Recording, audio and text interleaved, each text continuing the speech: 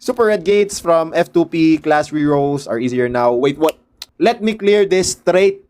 Solo Hunter. Super red gates from F2P class rerolls are easier now. Seryoso ka ba sa easier now, pre? Pre! Yung super red gates ninyo ang kukunat. At the same time, one hit lang. Babaan nyo naman yung damage ng mobs ninyo. Yung ina parang pag nakahampas yung mobs ninyo, wala nang bukas. Kinunatan nyo na nga, pinasakit nyo pa. Siguro yung red gates, yung super red gates is, nagdedepende yun sa level mo or sa power mo. I really don't know. Pero, for me as a max level player, it's way so hard to play that super red gates. Hindi naman siguro nilagay yung pangalan na super, pero it's way harder. Hindi siya, like what you said, class rerolls are easier now. It's not that easy. And especially with that kind of toughness, with just one reroll a day is kinda meh for me.